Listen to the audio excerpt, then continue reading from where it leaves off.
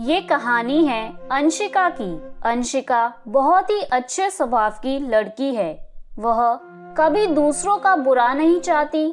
वह हमेशा दूसरों की मदद करती है, छोटों से प्यार और बड़ों का आदर करती है। उसके मन में किसी के लिए भी किसी भी प्रकार का छल कपट नहीं था। अंशिका एक बहुत ही अच्छी लड़की थी, फिर भी कोई स्कूल में उससे बात करना, उससे दोस्ती करना, उसे अपने पास बिठाना पसंद नहीं करता था।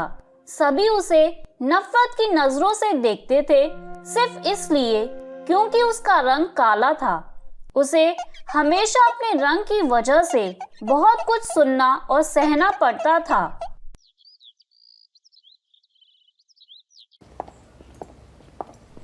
एक काली अंशिका की बच्ची, तू मेरी डेस्क पर कैसे बैठी? तेरी हिम्मत कैसे हुई आगे बैठने की? तेरी जगह क्लास में सबसे पीछे है। पीछे चल उठ और पीछे जाकर बैठ, काली बंदरिया। अरे यार, वो मैं सब कुछ याद करके आई हूँ और अपना होमवर्क भी पूरा करके आई हूँ। मैं पीछे बैठती हूँ तो टीचर का मुझ पर ध्यान नहीं जाता, इसलिए मैं आगे बैठी हूँ। अरे अब इसमें हमारी क्या गलती? तू है ही इतनी काली, तू किसी को दिखाई ही नहीं देती। तेरी तो सिर्फ आंखें ही आंखें नजर आती हैं। चल अब उठ यहाँ से, पीछे जाकर बैठ चुपचाप। सभी स्टूडेंट अंशिका का मजाक उड़ा रहे होते हैं और उसे देखकर हंस रहे होते हैं। बेचारी अंशिका अपना बैग उठाकर पीछे वाली सीट पर बैठ जाती है और तभी टीचर क्लास में आ जाती है। गुड मॉर्निंग स्टूडेंट्स, सभी बच्चे ध्यान से सुने। अगले हफ्ते 15 अगस्त आने वाला है। उसके समारोह में जो भी कार्यक्रम होंगे उसके लिए मुझे आपको प्रैक्टिस भी करानी है। समय बहुत कम बचा है। सभी स्टूडेंट्स मेरे साथ प्रैक्टिस के लिए हॉल में चलें। इतना कहकर 15 अगस्त में होने वाले समारोह की प्रैक्टिस करने के लिए टीचर सभी स्टूडेंट्स को लेकर चली जाती है, लेकिन वह अंशिका को अपने साथ नहीं लेकर जाती, क्योंकि स्कूल में जब भी कोई समारोह या प्रतियोगिता होती तो अंशिका के रंग रूप की वजह से टीचर उसे भाग लेने नहीं देती थी और आज भी कुछ ऐसा ही होता है। अपने क्लास के सभी बच्चों को 15 अगस्त के समारोह की प्रैक्टिस के लिए जाता देख अंशिका दुखी हो जाती है। उसकी आंखों में आंसू आ जाते हैं। वह भी समारोह में भाग लेना चाहती थी। तभी वह हिम्मत करके अपनी टीचर के पास जाती है और उनसे कहती है, टीचर वो।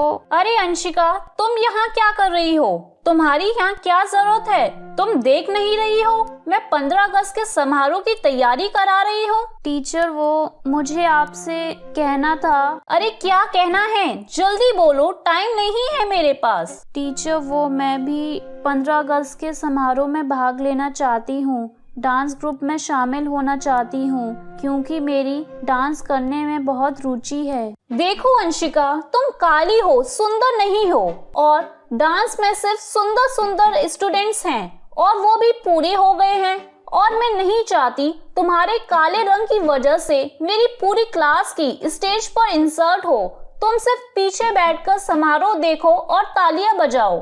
टीचर की ये सभी बातें सुनकर बेचारी अंशिका रोते हुए अपनी क्लास में आकर बैठ जाती है और बहुत रोती है। स्कूल की छुट्टी हो जाने के बाद वह घर आती है। अंशिका अपने घर में अपनी माँ के साथ रहा करती थी। अंशिका को यूं उदास देखकर उसकी माँ उससे पूछती है, अरे क्या हुआ अंशिका बेटा, तुम इतनी उदास क्यों हो? स्कूल में कुछ हुआ है क्या? बताओ तो क्या हुआ है? माँ, होना क्या है, वही जो हर बार होता है मेरे साथ, मेरे रंग रूप को लेकर भेदभाव, सुंदरता और बदसूरती में। माँ, मैं काली और बदसूरत हूँ तो कोई मुझे पसंद नहीं करता। स्कूल में टीचर भी पसंद नहीं करते। माँ, मैं काली क्यों हूँ? अगर मैं सुंदर होती तो मेरे दोस्त होते, टीचर भी मुझसे अच्छे से बात करते, स्कूल में होने वाले समारोह में भाग लिया करती, लेकिन नहीं, अपने इस काले और बदसूरत शक्ल की वजह से मैं हमेशा पीछे रह जाती हूँ, कभी आगे नहीं बढ़ पाती। अब मुझे सब समझ में आ गया है कि सुंदरता ही सब कुछ है। अगर तुम सुंदर हो तो सब तुमसे प्यार करेंगे, अच्छे से बात करेंगे, और अगर तुम बदसूरत हो तो कोई तुम्हारी तरफ देखना भी पसंद नहीं करेगा। बात करना तो बहुत दूर की बात है। अरे बेटा, ऐसे उदास नहीं होते। ये रंग रूप कोई मायने नहीं रखता। बस इंसान का दिल सुंदर होना चाहिए। दिल सुंदर होता है तो इंसान भी सुंदर है।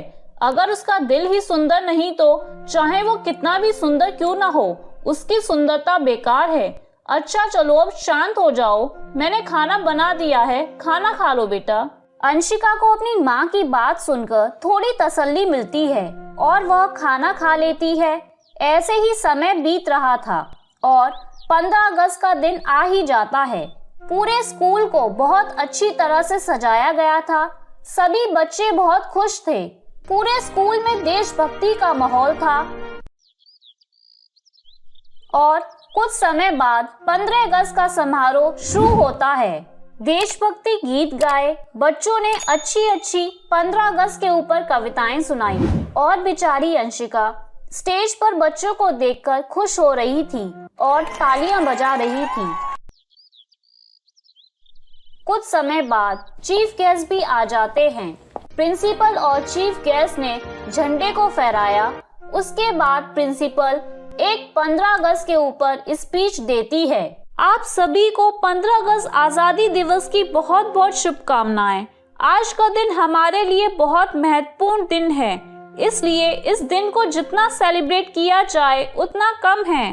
प्रिंसिपल मैम एक बहुत बड़ी स्पीच देती है, जिसे सुनकर सभी बच्चे, पेरेंट्स तालियां बजाते हैं। उसके बाद एक एक करके बच्चे डांस करते हैं, नाचते हैं, देशभक्ति के गीत गाते हैं और ये सब कार्यक्रम होने के बाद टीचर सभी बच्चों को 15 अगस्त की परेड के लिए लाइन में लगने को कहती है। सभी बच्चे लाइन में लग जाते हैं। तभी राधा मैम प्रियांशी के हाथ में झंडा देकर उससे कहती हैं, प्रियांशी तुम स्कूल की सबसे सुंदर लड़की हो, इसलिए ये झंडा तुम्हारे हाथ में है। तुम सबसे आगे चलोगी और सभी बच्चे तुम्हारे पीछे पीछे, ठीक है? और अंशिका तुम प्रियांशी के पीछे क्यों खड़ी हो? चलो सबसे पीछे जाकर खड़ी हो जाओ। काली कलूची कहीं भी आकर खड़ी हो जाती है। राधा मैम की बात सुनकर अंशिका को बहुत बुरा लगता है और आंखों में आंसू लेकर पीछे जाकर खड़ी हो जाती है। अंशिका के साथ इस तरह का व्यवहार होता देख सभी बच्चे बहुत हंसते हैं, उसका बहुत मजाक उड़ाते हैं। प्रियांशी के हाथ में देश का झंडा था और सभी बच्चे उसके पीछे पीछे देशभक्ति के गीत गाते हुए चल रहे थे।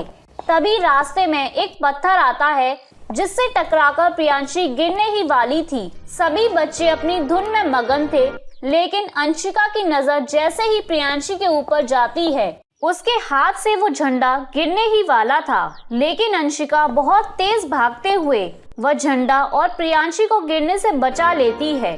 अंशिका के इस साहस और हिम्मत को देखकर प्रिंसिपल बहुत खुश होती है और उसको शाबाशी देते हुए कहती है, शाबाश अंशिका बेटा, तुमने झंडे के साथ साथ प्रियांशी को भी गिरने से बचाया।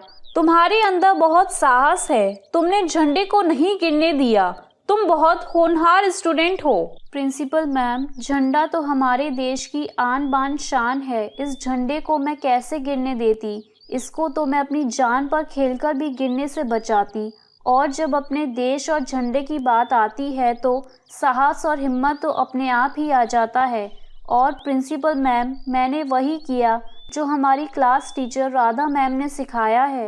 अंशिका की ये बातें सुनकर राधा मैम को अपनी गलती का एहसास होता है कि उन्होंने अंशिका के काले रंग को देखकर उसके साथ भेदभाव किया और सभी बच्चे, प्रिंसिपल और राधा मैम अंशिका की ये बातें सुनकर बहुत खुश होते हैं और तालियां बजाते हैं। ये सब देखकर अंशिका बहुत खुश हो जाती है और फिर अगले दिन से सभी बच्चे अंशिका के साथ अच्छा व्यवहार करने लगते हैं और टीचर भी उसे पसंद करने लगते हैं और अंशिका के अब बहुत सारे दोस्त भी बन चुके थे।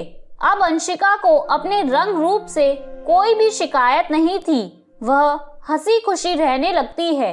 तो मेरे प्यारे दोस्तों, कैसी लगी आपको मेरी ये कहानी? मुझे कमेंट करके ज़रूर बताएं और इसे अपने दोस्तों के साथ शेयर करें। और हाँ दोस्तों, अगर आपने अब तक मेरे चैनल को सब्सक्राइब नहीं किया है तो जल्दी से नीचे वाला काला बटन दबाकर सब्सक्राइब कर लें। तो मिलती हूँ मैं आप सभी से फिर एक नई कहानी के साथ। तब तक के लिए आप अपना ध्यान रखें। बाय बाय दोस्तों।